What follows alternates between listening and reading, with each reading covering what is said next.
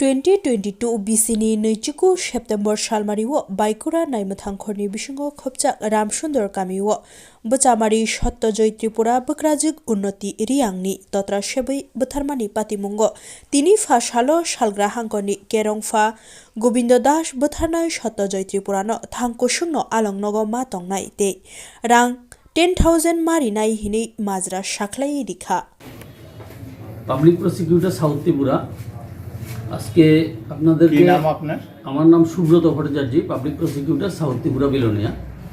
তো আমি আপনাদেরকে আজকে আমার অফিসে ডেকেছি। আজকে আমার মাননীয় জেলা জজ গোবিন্দ দাস একটা মামলা রায় ঘোষণা করেছেন। ঘোষণা করে উনি বিবাদীকে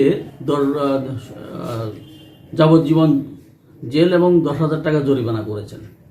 তো ঘটনাটা ছিল রামসুন্দরপাড়া, বাইকুড়া থানার অন্তর্গত রামসুন্দরপাড়াতেই ঘটনাটা ঘটেছিল। একজন উপজাতি যুবক, তার নাম হচ্ছে সত্যজয় ত্রিপুরা। উনি ওনার শ্বশুরবাড়িতে থাকতেন। ওনার শাশুড়ি হচ্ছে উন্নতি রিয়াংকে উনি রাত্রেবেলা মদমত্ত অবস্থায় গলা টিপে হত্যা করেছেন। তো মামলাটা ছিল হচ্ছে 29/9/2022 ইংরাজিতে, রাত্রেবেলা 2:30-2:30টার মধ্যে ঘটনাটা ছিল। তারপরে এই মামলাতে তদন্তকারী অফিসার ছিলেন ওমেন সাব ইন্সপেক্টর রুমান ওয়াতিয়া।